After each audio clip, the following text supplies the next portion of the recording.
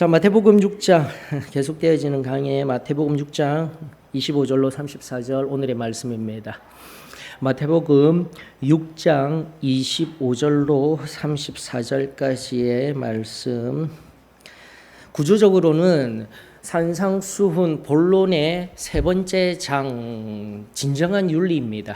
승리의 삶, 확장된 우리가 하나님 앞에 내적인 온전한 헌신, 그 완전한 헌신을 내어 드릴 때에 외적으로 드러나는 삶에 오늘 본문을 통해서 두 번째 영역이 드러나게 됩니다. 다시 한 번 더 성결의 관점으로 산상수훈을 바라보고 있는 오늘 말씀들 저와 여러분들 오늘 그렇게 새겨지며 세상 가운데 관념적인 승리의 삶이 아니라 실제적인 세상에 참된 화평을 전할 수 있는 승리의 삶, 저와 여러분들의 말씀의 근거가 되어줬으면 좋겠습니다. 자, 마태복음 6장 25절로부터 34절까지의 말씀입니다. 그러므로 내가 너희에게 이르노니 목숨을 위하여 무엇을 먹을까, 무엇을 마실까, 몸을 위하여 무엇을 입을까 염려하지 말라.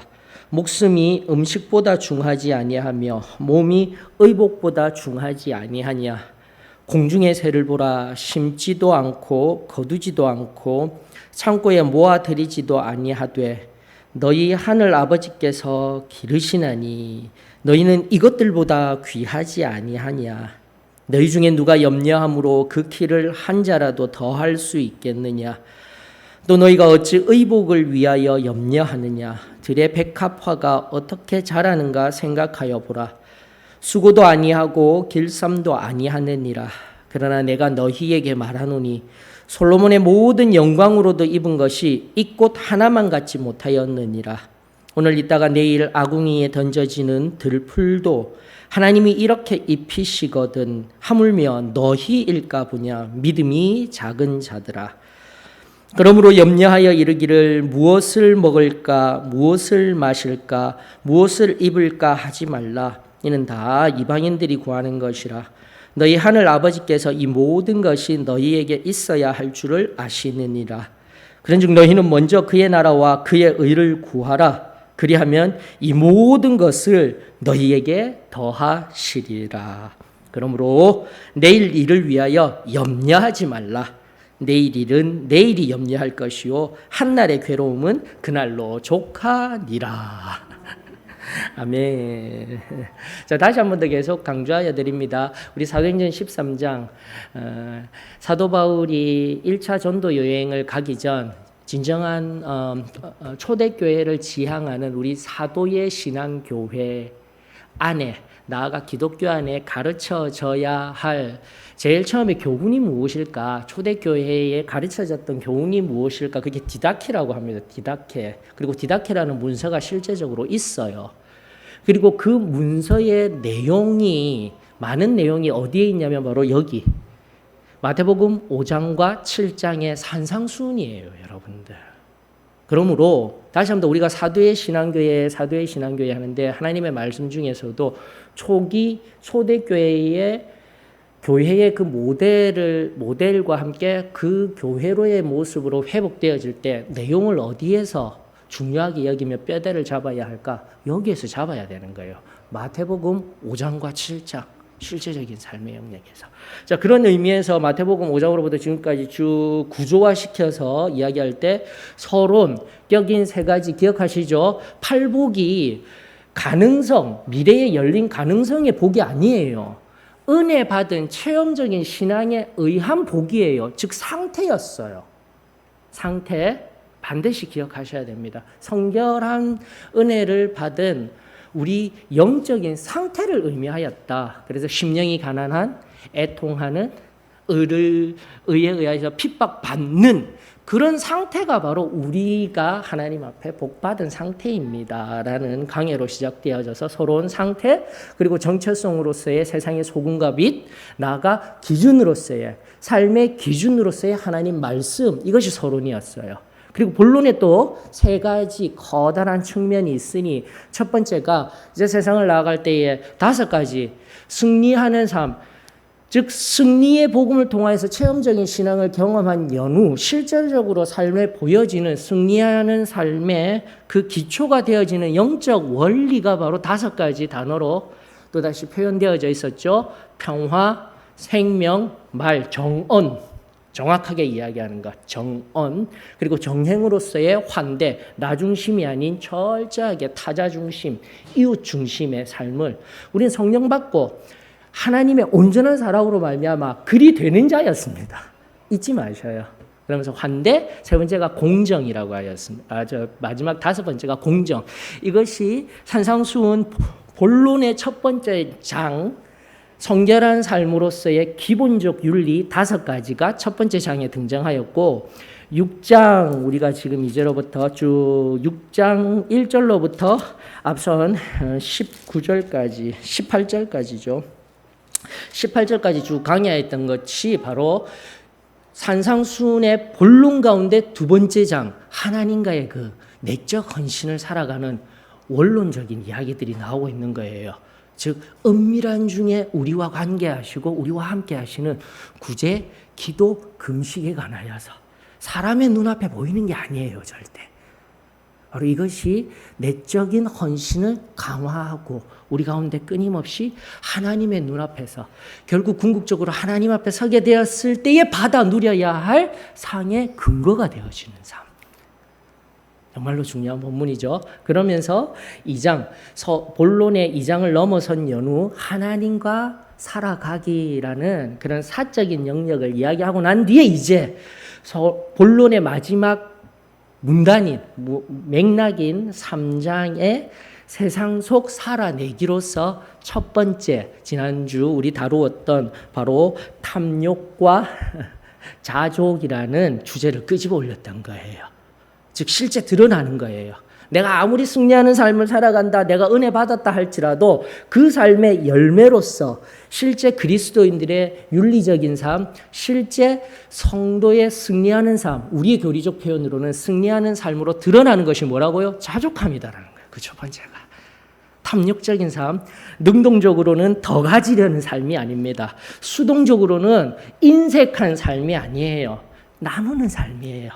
그리고 관계적으로는 폐쇄적인 삶이 아닙니다. 나와 가족만을 위한 삶이 아니에요. 그게 바로 탐욕이라고 말씀하시면서 두 장소, 두 관계, 두 주인이라는 대조되는 세상의 탐욕과 자족할 수 있는 은혜를 우리들에게 가르쳐 주시며 우리들에게 말씀하였던 것이 오늘 본문 앞서 있었던 19절로부터 23절의 말씀이었던 거예요. 그러면서 반드시 성결한 삶을 살아가며 승리하는 삶을 살아가는 우리 성도들의 첫 번째 반드시 나와요. 보이는 모습이 바로 자족하는 삶. 자족의 능동적인 삶은 무엇입니까? 나눔이 풍성한 삶이에요. 없는 중에도, 부족한 중에도 누군가 타인을 바라보며 더 힘들어하는 내 형제 자매를 바라보며 인색함이 아닌 더 풍성한 나눔의 능동적인 삶, 수동적인 삶은 무엇일까요? 오늘날 자본주의의 탐욕의 시대를 살아갈 때에 더 가지려는 삶이 아니라 덜 가져서 시간과 노력을 누구에게요? 하나님께 헌신하는 삶. 그것이 진정한 자족하는 삶, 진정한 성결의 삶의 모습인 거예요. 말씀을 통해서 우리가 반드시 그저 관념적인 승리하는 삶, 죄로부터 승리합니다가 아닌 말씀에 입각한 예수님이 말씀하여 주신 그 말씀의 원리들에 의하여서 오늘의 삶을 구체화하여 세상 가운데 참된 빛과 소금의 삶을 살아가기를 원합니다. 그리고 세 번째, 관계적으로 폐쇄적인 삶이 아니라 철저하게 세상을 통하여서 세상에게 열려진 삶, 누구라도 환대하며 사랑할 수 있는 삶, 그것이 바로 자족함의 비밀입니다라는 것을 첫 번째 원리로 끄집어 올렸고, 오늘 두 번째가 무엇입니까? 미리 연역적으로 결론적으로 알려드립니다. 염려와 안정입니다. 너무 간단하죠. 너무 간단하죠. 오늘 본문의 말씀.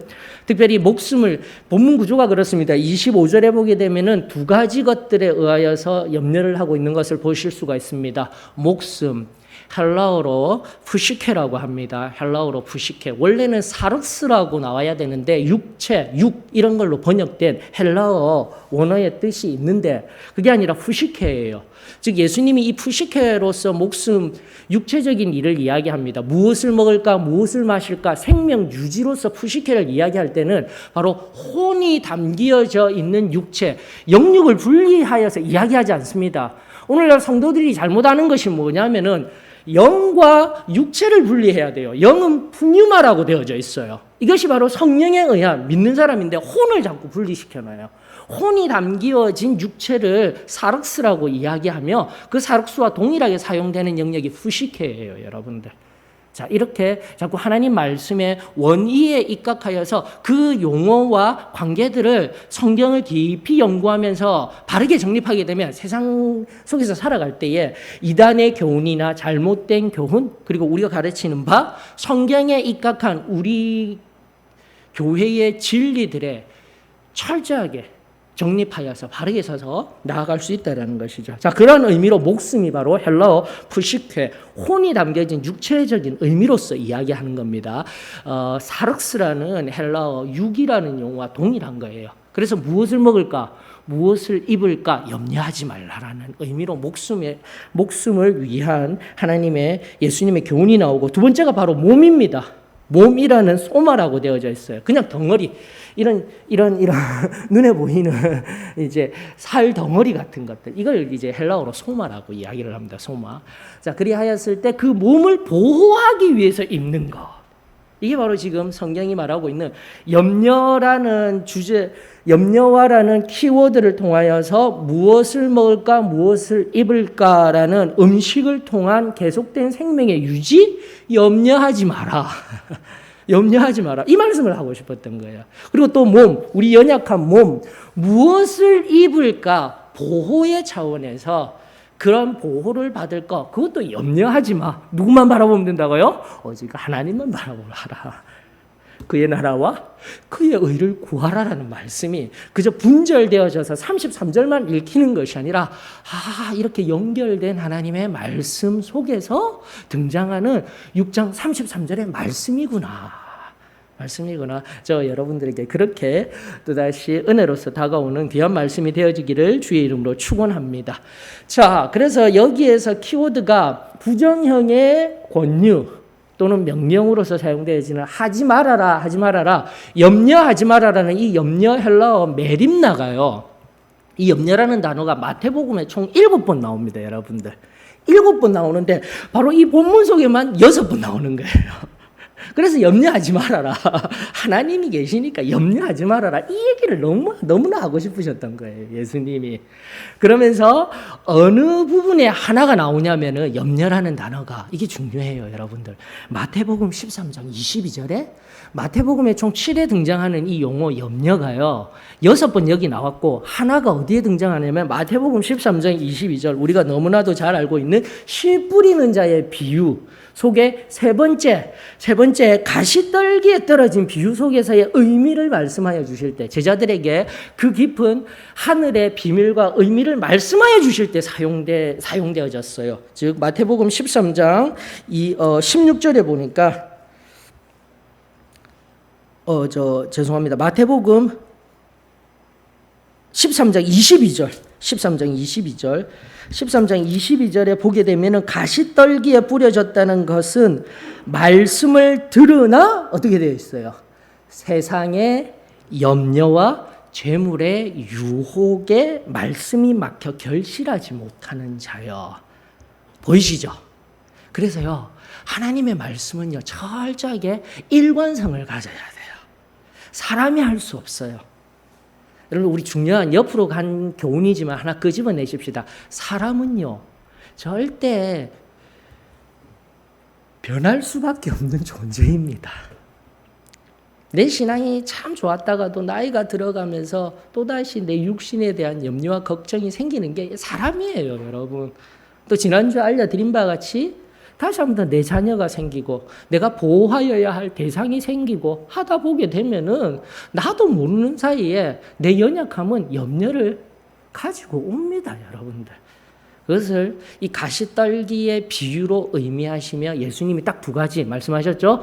세상의 염려와 재물의 유혹이 바로 하나님께 자라가야 할 하나님의 은혜를 가로막혀 있는 상태로서 이야기할 때 이 일관적인 마태복음서의 말씀이 어디와 연결되어져 있었냐고요? 앞서 말씀드린 마태복음 6장, 이미 앞서 말씀드린 재물의 유혹, 그 탐욕해 하는 재물의 유혹이 이미 나와 있었고요. 오늘 바로 어디요? 염려의 문제, 염려의 문제. 하나님이 사람은 우리가 바라볼 때에 변할 수도 있고 달라질 수도 있지만 하나님의 말씀은 변하지 아니하였습니다. 그래서 제가 다시 한번 더 염려라는 이 용어가 총 마태복음에 7번 나왔을 때에 7번 나온 6번은 지금 오늘 우리가 보고 있는 본문에 나왔고 그 한 번도 바로 연결되어진 의미 속에서 마태복음 6장 19절과 오늘 읽었던 34절까지 연결이 되어져야 되는 거예요. 구조적으로는 성결의 신앙의 관점으로 바라보았을 때의 본론의 세 번째 장, 실제적으로 내적 헌신까지 끊임없는 내적 완전한 성화에 의한 내적 헌신, 하나님 앞에 내가 내적인 헌신을 끊임없이 합니다. 이제 외적으로 제발 좀 치마를 입어야 되니 머리를 뭐 짧게 해야 되니 이건 너무 기초적이고 상식적인 우리 신앙의 모습인 거예요. 그 초보적인 신앙을 이제는 넘어가야 되는 거예요. 지난주 목요 진리 시간에 깨어 있으라 하는 부분 앞에서 히브리서 6장 1절로 2절 체크해 두셨다가 보셔요, 여러분들.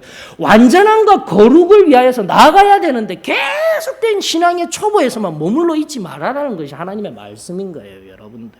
그리고 지금도 우리가 얼마나 그런 초보적인 것을, 상식적인 것 가지고 지금도 갈등하고 있고 긴장이 있다라면 하나님 앞에서 다시 한번 우리 자신을 깊은 성결의 신앙의 자리로 나아가야 합니다.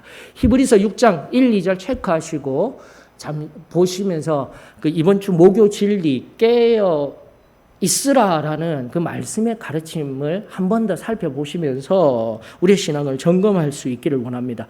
반드시 온전함과 거룩함의 자리로 나아가 성결함으로 늘 새롭게 정결한 신부로서 새롭게 되어 슬기로운 다섯 처녀와 같이 오직 주님만이 오시는 것을 바라보며 기름을 준비하는 게 아니죠. 기름을 준비해서 어떻게 해요? 타올라야 되는 거예요, 여러분들.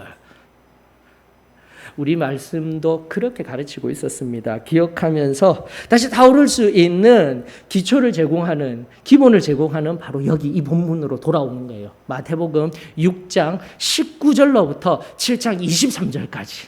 그리고 7장 24절은 또다시 그 산상수훈 전체의 결론 부분입니다. 행하라는 거예요. 알고만 있지 말고 행하라는 거예요. 너무 간단한. 오늘 여기를 살아가는 성결신앙의 순결한 모습이었습니다. 그러면서 마태복음 5장, 6장, 7장을 통으로 이해하여 초대교회의 가르침이었습니다. 이렇게 딱 정립이 되어져야 오늘 어떠한 상황과 흔들리는 태풍 속에서도 살아갈 수 있는 말씀에 근거한 성령 하나님의 붙들린 저와 여러분들의 승리하는 삶이 되어질 줄 저는 믿습니다. 그렇게 전체를 통해서 바라보셔요. 자, 그러면서 이제 다시 정립해 드린 바와 같이 이 염려라는 용어, 헬라어 메림나가 마태복음에 7번 나왔습니다. 6번은 여기, 그리고 13장 22절에 염려라는 것을 통하여서 마태복음 6장 19절과 연결되어져 있습니다. 6장 19절에서 24절과 반드시 연결되어져 있습니다. 그래서 염려하지 말라 하였을 때 재물로 인한 탐욕으로 인한 염려로부터 저와 여러분들 자유로울 수 있기를 주의 이름으로 축원합니다. 자, 그러면서 목숨에 관하여서 앞서도 설명드린 바와 같이 심지도 거두지도 않는 공중나는 새도 먹이시는 하나님은 이보다 너희가 더 소중하지 아니하냐. 그러니까 염려하지 마. 목숨 때문에 염려하지 마. 간단합니다. 그리고 몸의 보호를 위해서요. 무슨 이야기를 하십니까? 또다시 몸의 보호를 위해서 솔로몬의 어떠한 영광.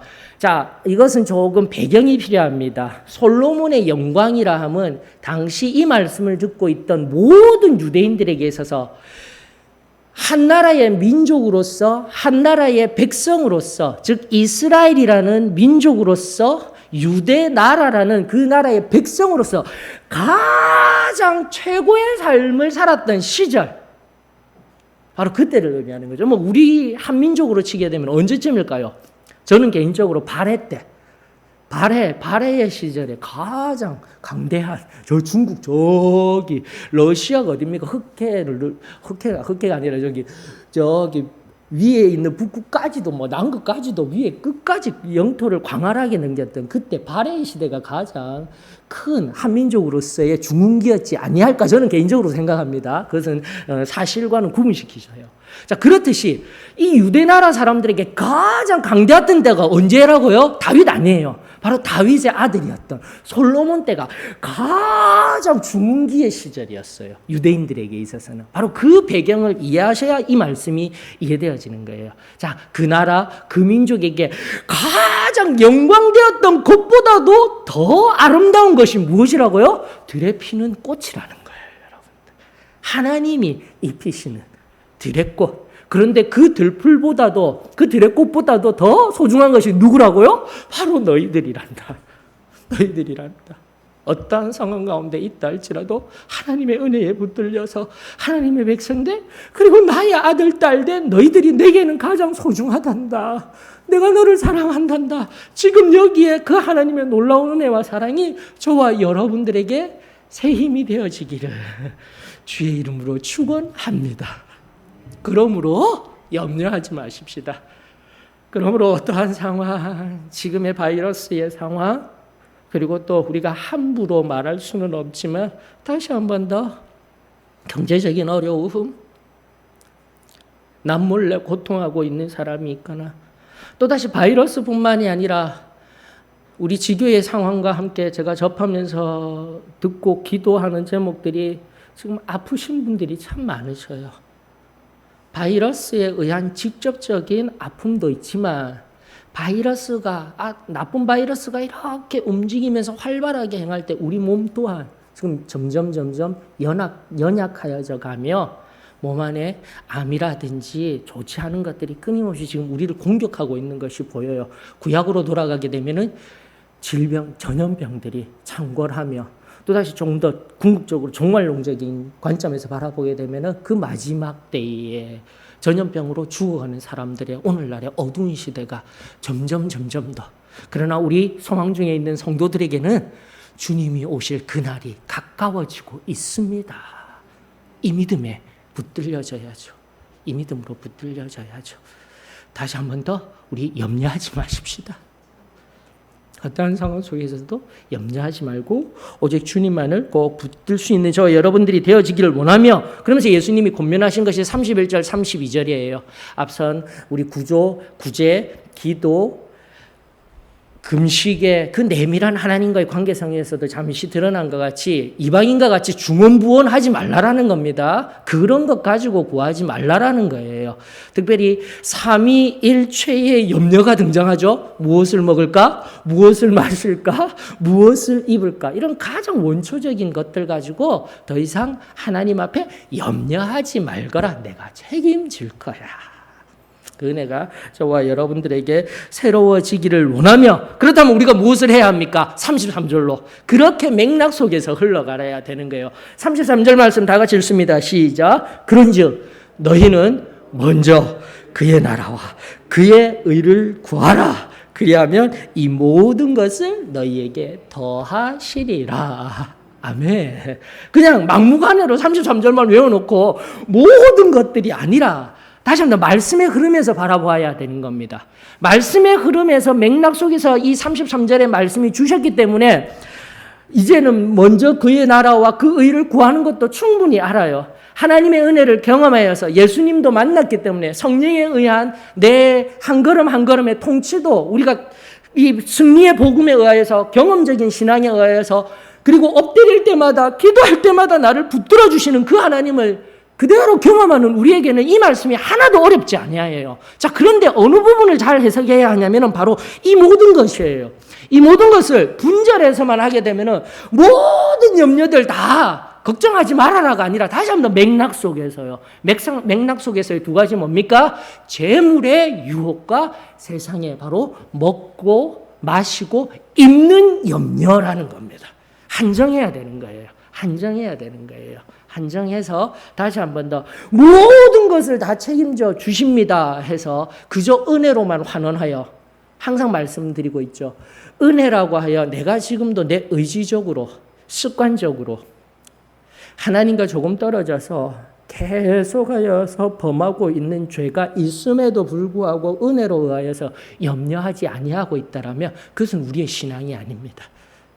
모든 것 그리고 모든 것을 은혜로 환원하는 것들 우리는 조심하여야 합니다. 경계하여야 합니다. 다시 한 번 더 세상을 주인 삼아 물질을 주인 삼아 탐욕의 염려로부터 하나님이 우리를 보호하여 주시고 하나님이 우리와 함께하여 주시고 지극한 안정감 있는 평안으로서 우리와 함께하여 주시는 이 놀라운 은혜 저와 여러분들에게 새로워지기를 원합니다. 자, 그러면서 이 말씀들, 이 모든 것을 조금 더 협소하게 바라보며 맥락 속에서 두 가지의 하나님이 말씀하시는 구체적인 내용을 들여다보았다라면 제가 예화를 들려드리지 아니하고 여러분들에게 조금 더 격리의 상황 속에서 좀 더 보이지 아니하는 상황 속에서의 우리 소망의 성소 또는 소망교회의 그 밴드 지금 SNS 활동이라든지 또다시 우리 유튜브 채널에 말씀이 흘러가고 있음을 반드시 아시고 접근을 좀 자주 하셨으면 좋겠습니다. 장소가 무너진 지금의 상황 속에서 지금도 계속 온라인상으로 말씀이 흘러가고 있습니다. 기억해 주셔요. 그래서 두 분을 좀 칭찬드리고 싶어요. 또 오늘 한 분은 오시지 못하였지만 우리 소망의 교회 밴드에 보게 되면은 매번 우리 경건의 습관 5가지 경건의 습관을 위해서 오늘 읽어야 할 분량 한 해 동안 한 권을 읽어내는 그 분량 연대기로 정리하였습니다. 이해하기 쉽도록 연대순으로 정리한 그 분량을 늘 내어주고 또 오늘 묵상하여야 할 함께 소망교회 성도가 묵상해야 할 하나님의 말씀 월요일부터 금요일까지 7시에 소망의 만나로서 제가 15분 동안 또 짤막하게 묵상의 관점에서 간단하게 또 적용을 이끌어내어 드리고 있고요. 또 나아가 외워야 할 말씀까지 섬겨주시고 계신 우리 김종호 형제님 우리 영적 습관을 위해서 그렇게 섬겨주시니 감사를 드려요. 그리고 또 한 분 더 계시죠.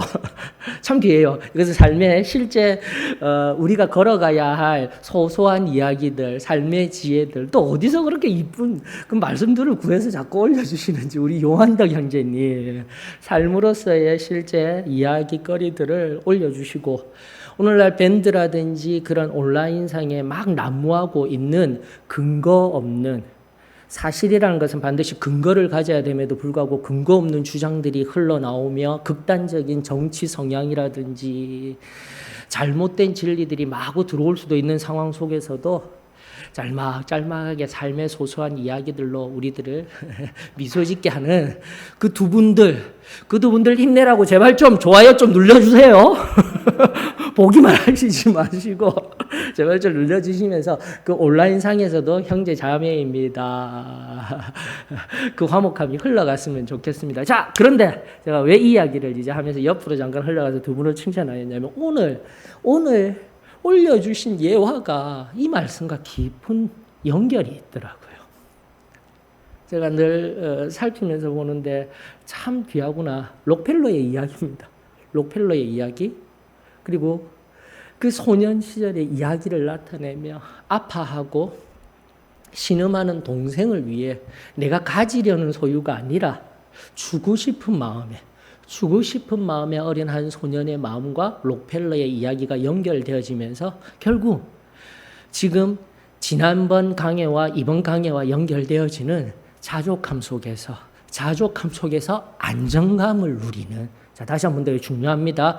여기서 자족이라고 하면 많아서가 아니에요. 결핍과 부족 속에서도 없는 중에서도 족한 줄로 여기는 풍요한 마음 이것이 성도의 마음이자 성도의 삶인 거예요. 그 속에서 나누고자 하는 그 나눔 속에 안정감들이 여하라서 잘 표현되어져 있는데 숙제입니다.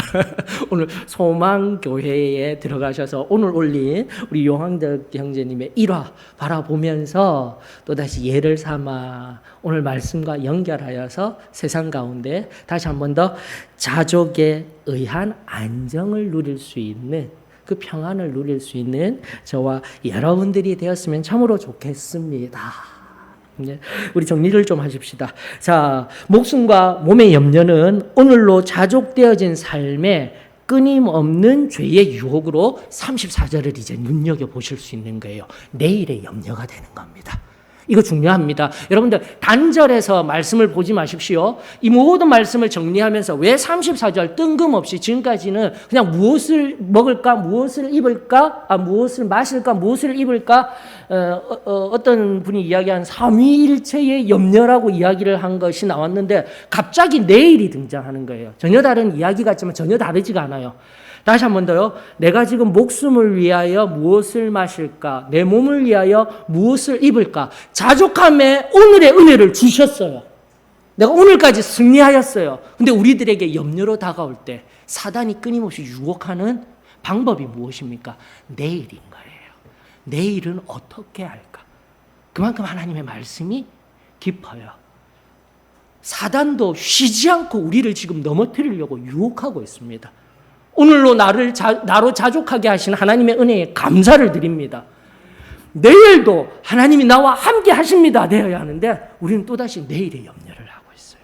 내일의 염려를 하고 있어요. 그러면서 예수님이 우리들에게 가르쳐 주신 하지 말아야 할 부정의 권면과 진리로서 우리들에게 무엇을 마지막으로 권면하고 있다고요? 내일 일 지금 하지 마. 내일 일은 내일에게 맡기고 오늘 한날에 내가 안단다.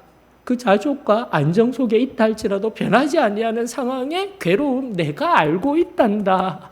내가 너를 안단다. 그렇게 위로하여 주시는 참된 오늘의 하나님의 평안이 저와 여러분들의 평안이 되어지기를 원하며 내일의 염려가 물러난 내일의 안정 그리고 계속된 하나님과의 동행으로 말미암아 궁극적으로 우리가 천국에 갈 때까지 승리하는 삶이라는 영역을 확장하여서 오늘의 말씀으로 확장하여서 다시 한 번 더 자족 안의 평안으로 저와 여러분들에게 이루어지는 놀라운 승리하는 삶, 구체적인 삶, 실제적인 삶이 되어지기를 주의 이름으로 축원합니다.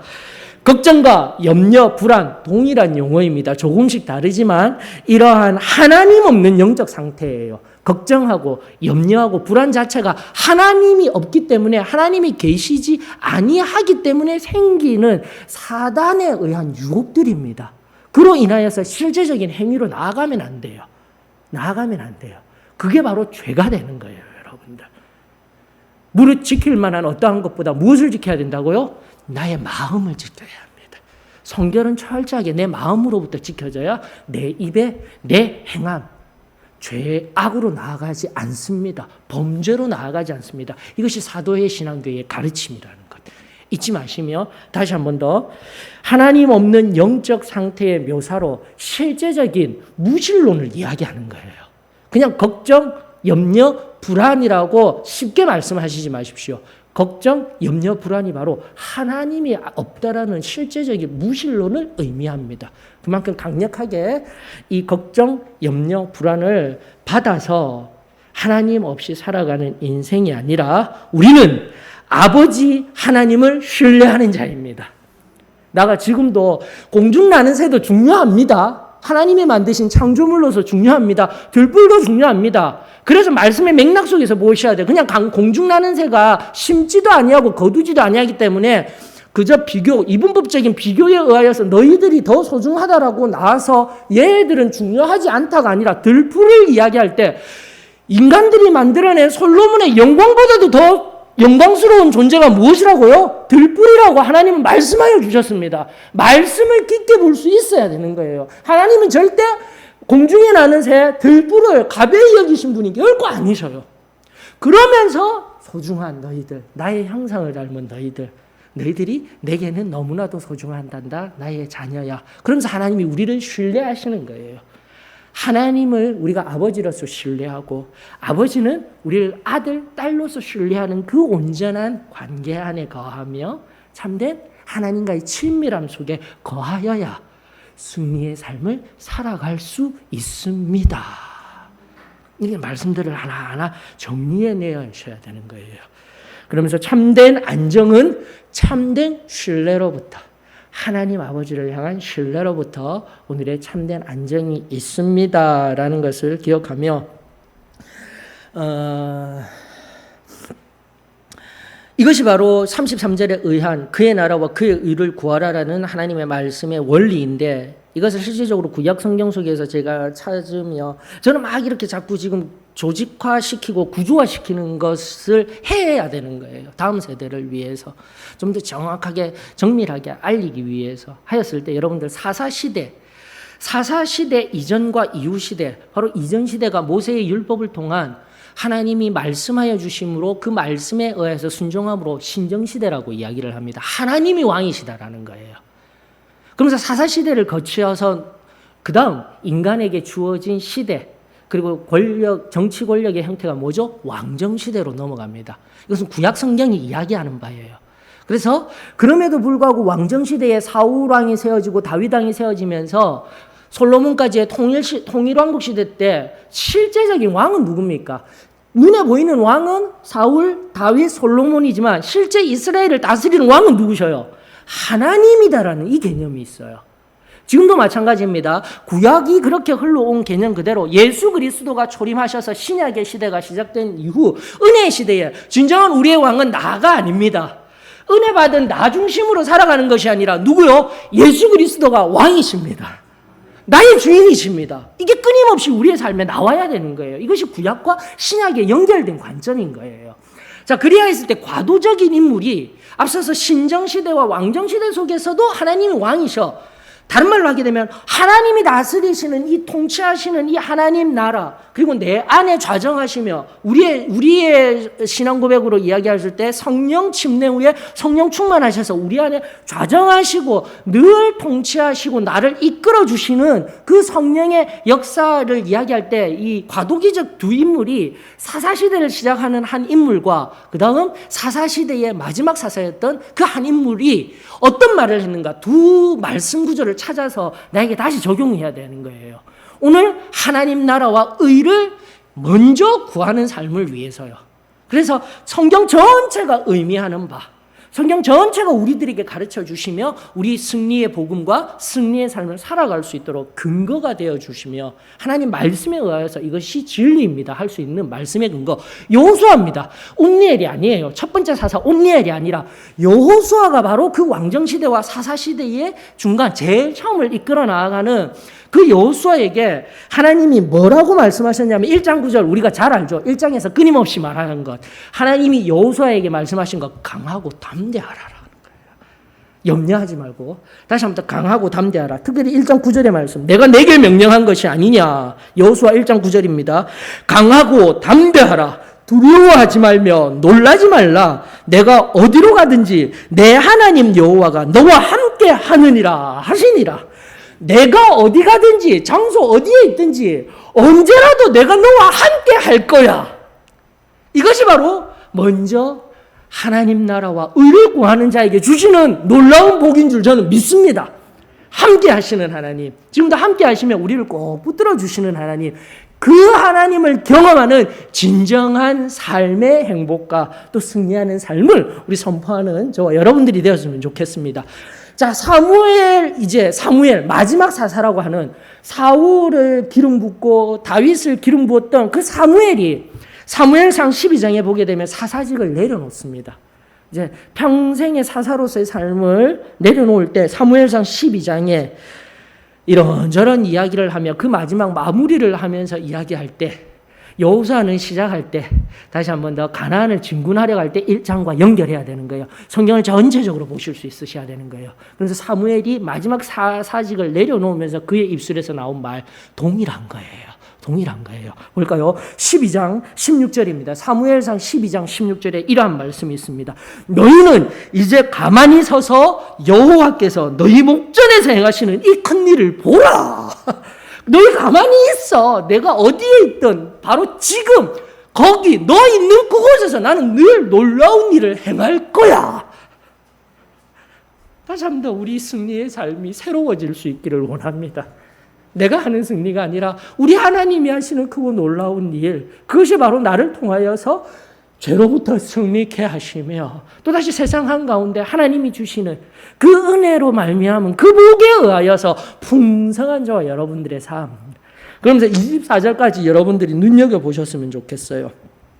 24절 사무엘상 12장 16절 이렇게 해서 각각 개별적으로 여호수아 1장 9절과 사무엘상 12장 16절을 연결하신 연후에 그리고 나서 24절까지 여러분들이 보시면 도움이 되십니다. 너희는 여호와께서 너희를 위하여 행하신 그 큰 일을 생각하며 뭐 하자고요? 오직 그를 경외하며 너희의 마음을 다하여 진실이 섬기라. 이것이 바로 우리가 교리적으로 늘 이야기하였던 십자가에서 죽는다. 내가 매일 죽어서 그 완전한 성화에 이르며 성결을 살아내며 또다시 기름 부으시고 성령이 좌정하시며 나로 승리케 하시는 놀라운 삶의 기준인 거예요. 오직 여호와를 경외하며 우리 마음을 다하여서 진실이 온 마음을 다하여 섬기는 삶. 저와 여러분들의 삶이 되어지기를 원하며 그의 나라와 의를 구하며 신뢰함으로 주님이 내 삶의 왕이 되어주시고 주님이 내 삶의 구세주 곧 그리스도가 되어주시는 놀라운 안정의 삶. 저 여러분들이 되었으면 좋겠습니다. 자, 이러면서 지금까지 34절까지 33절과 함께 해석하였을 때 33절에 이 모든 것 다시 한번 더 말씀드립니다. 백지수표를 건넨 게 아니에요. 오늘날 현세적인 복을 통하여서 그것을 복이라고 말하고 있는 다른 말씀들과는 좀 구별이 되었으면 좋겠습니다. 우리는 자족함에 의한 안정감입니다. 다시 한 번 더요. 자족에 의한 풍성함이에요. 없어요. 결핍이 있어요. 부족이 있어요. 부자가 다 부자가 되어서 사는 삶이 아닙니다. 그래서 백지수표를 얻는 것 같이 여기는 잘못된 복음이 우리들 가운데 들어와 있어요. 아니에요. 그런 것이 아니라 다시 한 번 더 없는 중에 부족한 중에 결핍 중에서도 하나님이 주시는 족함으로 살아가며 평안합니다. 부족하고 연약하고 가난한 중에도 하나님으로 만족합니다. 이것이 우리 성결신앙이었음을 잊지 말며 말씀 또한 맥락에서 그렇게 이야기하고 있습니다.